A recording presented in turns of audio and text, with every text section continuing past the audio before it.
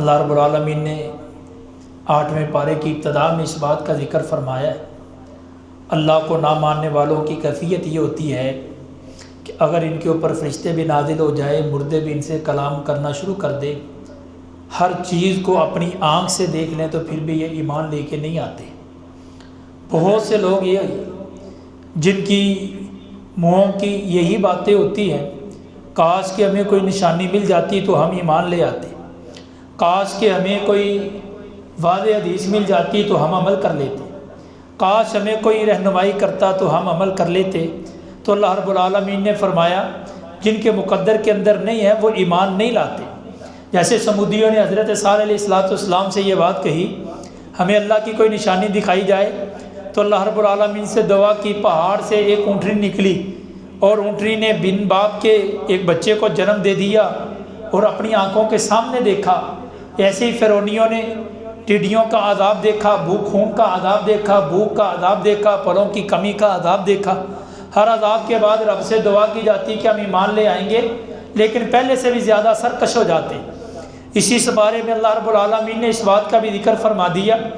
وَإِن تُطِيعْ أَكْثَرَ مَنْ فِي الْأَرْضِ يُضِلُّوكَ عَنْ سَبِيلِ اللَّهِ۔ یہ بات یاد رکھیے، کبھی انسان وہ کامیاب نہیں ہو سکتا جو کہتا ہے کہ میں سب کو راضی کرتے ہی چلوں گا، سارے کے سارے راضی رہیں گے۔ اکثریت کی پیروی کرنے والے اکثر گمراہ ہوتے ہیں۔ اکثریت جو بندہ اکثریت کی طرف، یہ کیسے ممکن ہے بندہ باپ کو بھی راضی رکھے، ماں کو بھی راضی رکھے، بیوی بھی راضی رہے، بچے بھی راضی رہے، کسی نہ کسی بات کے اوپر تو کسی نہ کسی نے روٹھنا ہوتا ہے۔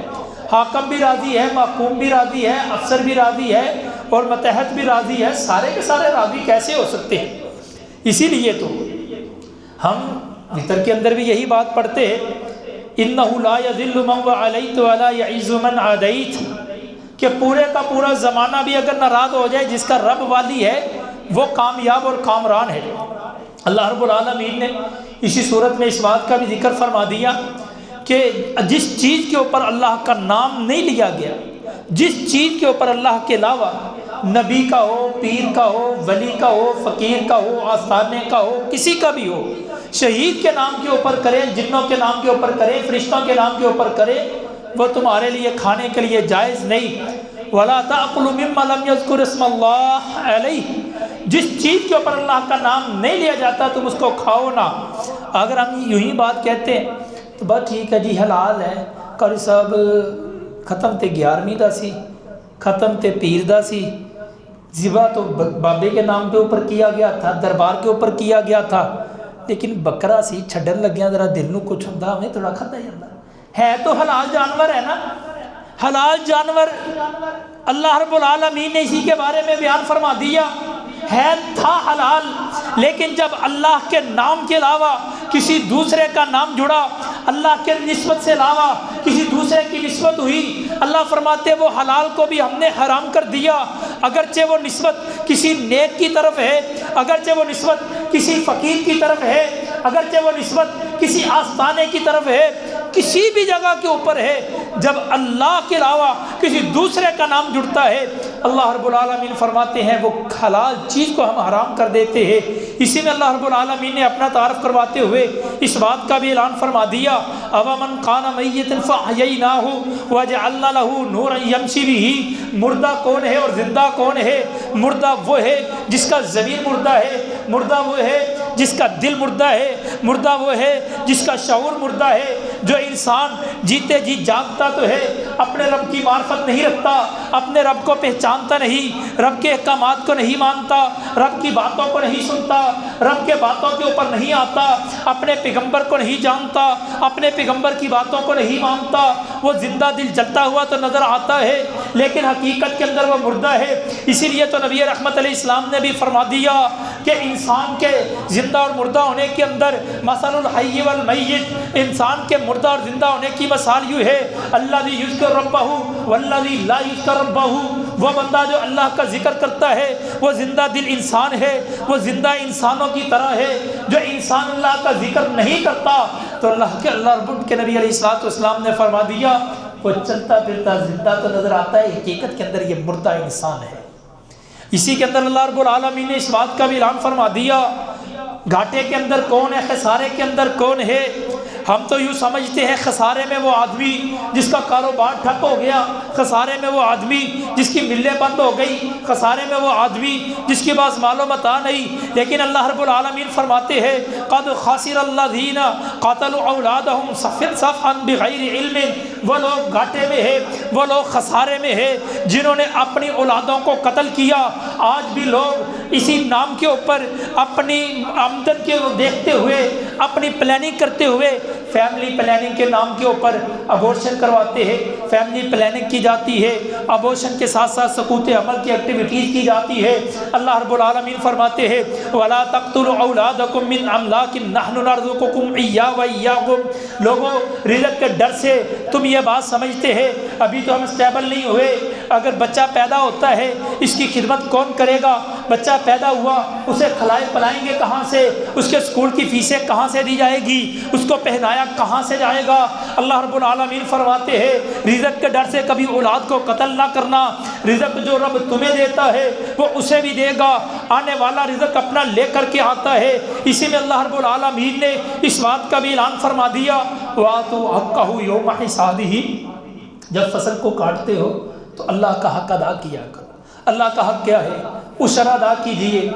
عشر ادا کرنا ضروری ہے۔ اسی میں اللہ رب العالمین نے اس بات کا بھی اعلان فرما دیا وَأَوْفُوا الْكَيْلَ وَالْمِيزَانَ بِالْقِسْطِ، لوگوں جب بھی تم ماپ اور تول کرو بڑے انصاف کے ساتھ کرو، لا نکلف نفسا الا وسعها، اللہ رب العالمین کسی نفس کو تکلیف نہیں دیتا، اس کی طاقت کے مطابق انسان کے اوپر اللہ رب العالمین کا کوئی حکم ایسا نہیں ہے جو انسان کی طاقت سے باہر۔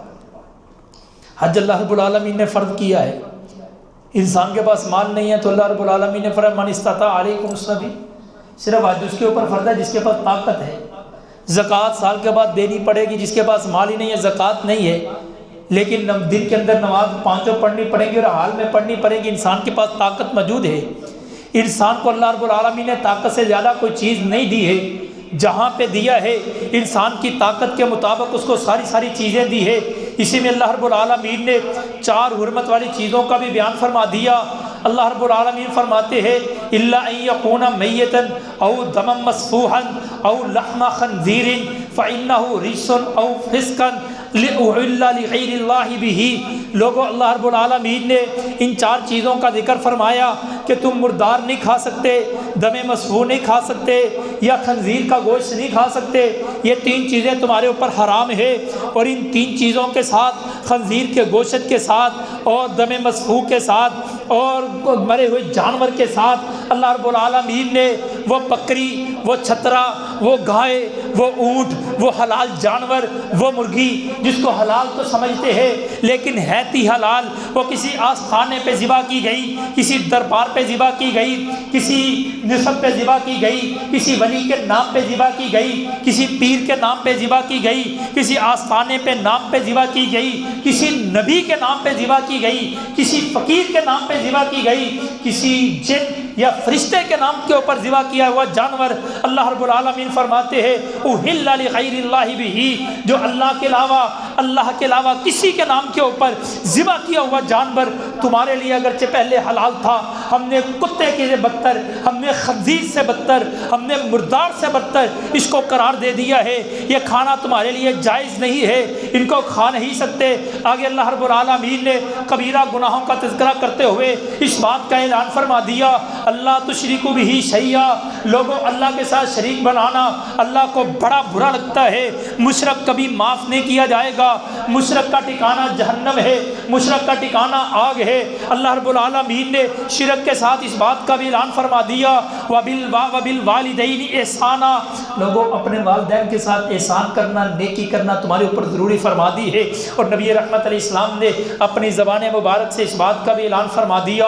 ان اللہ حرم علیکم حقوق الامہات، لوگوں اللہ رب العالمین نے تمہارے اوپر والدین کی نافرمانی کو حرام قرار دے دیا۔ اسی میں اللہ رب العالمین نے اس بات کا بھی اعلان فرما دیا ولا تقربوا الفواحش ما ظہر منها وما بطن، لوگوں گناہ کرنا، برائی کرنا، فحاشی کرنا تو دور کی بات ہے، تمہارے لیے حکم یہ ہے تم ان کے قریب بھی نہ جاؤ۔ ساتھ اللہ رب العالمین نے فرما دیا ولا تقربوا مال الیتیم، یتیم کے مال کے قریب نہ جاؤ۔ واوفوا الکیل والمیزان بالقسط، اس بات کا بھی اعلان فرما دیا جب بھی ماپ اور تول کرو پورا کیا جائے۔ آج لوگ کہتے ہیں اگر ماپ اور تول پورا کریں گے تو کمائیں گے کیسے؟ یہ ہم انشاءاللہ سورۃ ہود کے اندر بھی تفصیل سے بیان کریں گے۔ آگے اللہ رب العالمین نے اس بات کا بھی اعلان فرما دیا من جاء بالحسنۃ فلہ عشر امثالھا، لوگوں نیکی ایک کرو گے اللہ بدلہ 10 کا دے گا۔ ومن جاء بالسیئۃ فلا یجزى الا مثلها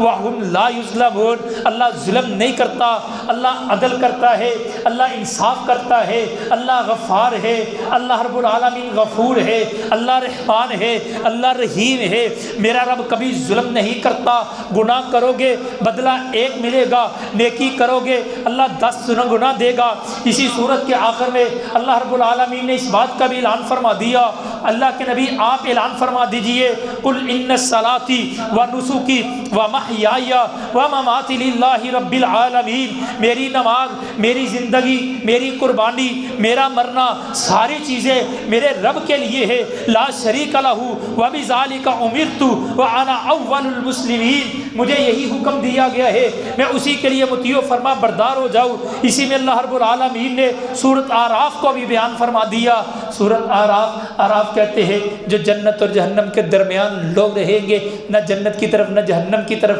جن کی نیکیاں برابر رہیں گی وہ اعراف والے ہوں گے۔ آخر پہ فیصلہ ہوگا، اللہ ان کو بھی جنت میں بھیج دیں گے۔ یہی اعراف کے اندر اللہ رب العالمین نے اس بات کے ابتدا کے اندر ذکر فرما دیا فمن ثقلت موازینہ فاولئک هم المفلحون، قیامت کا دن ہوگا، اللہ رب العالمین فرماتے ہیں ہم قیامت کے دن اپنے ترازو کے اندر اپنے ترازو سے تمہاری نیکیوں کو ماپیں گے، تولیں گے، اور تولنے کا اعمال کیا ہوگا ومن ثقلت موازینہ فاولئک هم المفلحون ومن خفت موازینہ فاولئک الذین خسروا انفسهم۔ اللہ رب العالمین نے اسی صورت کے اندر اس بات کا بھی اعلان فرما دیا حضرت آدم علیہ السلام کا تذکرہ کرتے ہوئے کہ حضرت آدم علیہ السلام کو ہم نے کیسے کیسے جنت کے اندر چیزیں عطا فرمائی۔ سکون کے لیے جنت کے اندر نعمتیں تو ساری تھیں، لیکن سکون اور اطمینان کے لیے ایک بیوی کی ضرورت ہوتی ہے۔ اللہ رب العالمین نے سیدہ اما حوا کی ولادت حضرت آدم علیہ السلام کی پسلی سے کی، اور ان کو اسی بات کا حکم دیا گیا اس درخت کے قریب نہ جائیے گا، لیکن شیطان نے اما حوا اور حضرت آدم علیہ السلام کو پھسلا دیا۔ اللہ رب العالمین نے اسی صورت میں اس بات کا اعلان فرمایا اے آدم کی اولاد یہ بات یاد رکھیے جو تمہارے باپ کا دشمن ہے تمہارا بھی دشمن ہے، کھلا دشمن ہے۔ آج عجیب کیفیت ہے، لوگ دنیا کے اندر تو اپنے والد کے دشمن کو کبھی معاف نہیں کرتے، کہتے یہ میرے باپ کا بڑا دشمن تھا، اس نے میرے باپ سے یہ بات کی تھی۔ لیکن عجیب صورتحال تو یہ ہے قرآن نے ایک نہیں 20 مقامات کے اوپر بارہا بار اعلان کیا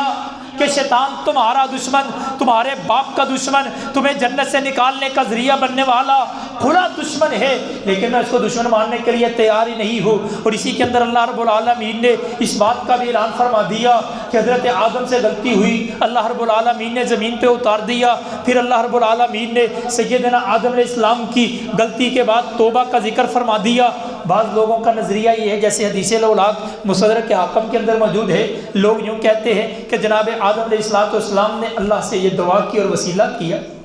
اللہ تمہیں محمد کا واسطہ مجھے معاف کر دے، تو اللہ نے معاف کر دیا۔ یہ لوگوں کی باتیں ہیں، من گڑت۔ حضرت امام ذہبی رحمۃ اللہ تعالی علیہ فرماتے ہیں موضوع روایت۔ کیوں موضوع روایت؟ اللہ رب العالمین نے خود قرآن میں فرما دیا جناب آدم علیہ السلام نے اللہ سے مانگا تو کیا مانگا، دعا مانگی تو کیسے مانگی، الفاظ کیا کہے۔ حضرت آدم علیہ السلام نے زبان حال سے الفاظ کہے ربنا ظلمنا انفسنا وان لم تغفر لنا وترحمنا لنکونن من الخاسرین۔ اللہ میں نے اپنی جان کے اوپر ظلم کر لیا، اللہ اگر تو نے معاف نہ کیا، کون ہے معاف کرنے والا؟ کوئی وسیلہ نہیں دیا گیا۔ حدیث موضوع اور من گڑت ہے، لوگ اس کو وسیلے کے طور پہ پیش کرے۔ حضرت امام ذہبی رحمۃ اللہ تعالیٰ علیہ نے واضح طور پہ اس کے اوپر لکھا ھذا حدیث موضوع۔ اسی میں اللہ رب العالمین نے اس بات کا بھی اعلان فرما دیا کہ وہ کون رب ہے اور وہ کون سی چیزیں ہیں جن کو میرے رب نے حرام کیا اور کون سی چیزیں ہیں جن کو میرے رب نے حلال قرار دے دیا۔ اللہ رب العالمین نے فرمایا قل من حرم زینت اللہ التی اخرج لعبادہ،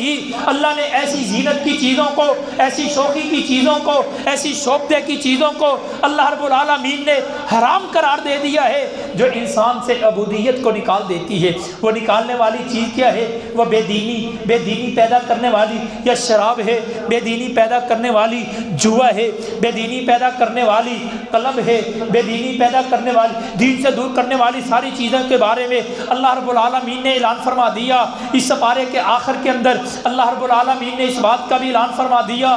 کہ دعوت اور عبادت کا طریقہ کیا ہونا چاہیے۔ صوفیاء کا مذہب یہ ہے اللہ رب العالمین کو پکارنا چاہیے، نماز پڑھنی چاہیے، جنت کی غرض سے نہیں پڑھنی چاہیے، جنت کی طمع سے نہیں پڑھنی چاہیے۔ بندہ اگر جنت کی وجہ سے پڑھتا ہے تو اس کی عبادت نہیں ہوتی، وہ تو لالچ کی وجہ سے اس نے عبادت کی، لالچ کی وجہ سے نماز پڑھی تو وہ تباہ و برباد ہوگی۔ اللہ رب العالمین نے ان کے عقیدے کے بطلان کے لیے آیات مبارکہ کی واضح نص موجود ہے۔ یہ عقیدہ باطل ہے۔ نبی رحمت علیہ الصلوۃ والسلام نے اعمال کی ترغیب کے لیے ان باتوں کی فضیلت کو بیان کیا، بار بار بیان کیا۔ اللہ رب العالمین نے خود فرمایا وَادْعُوهُ خَوْفًا وَطَمَعًا، اللہ کو پکارو، لالچ بھی ہو تمہارے اندر اور خوف بھی ہو، اللہ کی جہنم کا ڈر بھی ہو، جنت کی لالچ بھی ہو، اللہ رب العالمین کے جبار اور قہار صفت کی تمہارے دل کے اندر وحشت بھی ہو، رحمان اور رحیم صفت کی تمہارے دل کے اندر محبت بھی ہو، ان چیزوں کے ساتھ رب کو پکارا جائے۔ اسی کے آخر میں اللہ رب العالمین نے قوم نوح، قوم عاد، قوم سمود اور قوم لوط اور قوم مدین کا بھی ذکر فرما دیا۔ اللہ رب العالمین نے فرمایا لقد ارسلنا نوحا الى قومه